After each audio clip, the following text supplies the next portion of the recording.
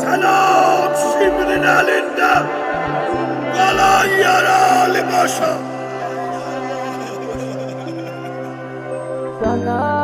O halde heybelere naşinan bakana. Başlandı erbeyin senin eşkide səbrini görməyə. Gəlirəm ağa qəbrini görməyə. Gəlirəm ağa qəbrini görməyə. And olsun qəbrivə sənin eşqini qəlbidə bəslərəm. Sinə dağlara mahilə səslərəm. Sinə dağlara mahilə səslərəm. Qurbanam ağa qanın axdığı qanlı torpağa. Hərəmində olan o bayrağa. Şahım Hüseyin, mən aşiqəm sənə, eylə nəzər mənə. Qonaq olum yenə ya Mevla, yenə çağırın ola, mənə nəsib ola. Yenə də Kərbəla ya Mevla, yenə çağırın ola, mənə nəsib ola. Yenə də Kərbəla ya Mevla.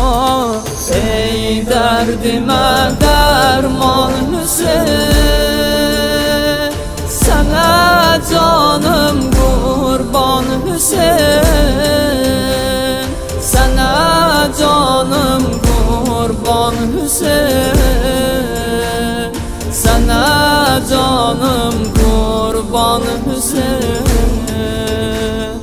Çoxdur dərdim qəmim, gəlirəm sənə sari ağam Hüseyin. Mənə bir nəzər eylə İmam Hüseyin. Mənə bir nəzər eylə İmam Hüseyin. Eşqindən ağlaram, hər il aşura sinəmi dağlaram. Tutaram əzaya sübhi saxlaram. Tutaram əzaya sübhi saxlaram. Ya Hüseyin qəmin məni ağladır, qəmli matəmin. Sönən izzət ilə yanan şəmin. Şahım Hüseyin, qəlbimin yarəsi, dərdimin çarəsi. Eşqin sitarəsi ya Mevla.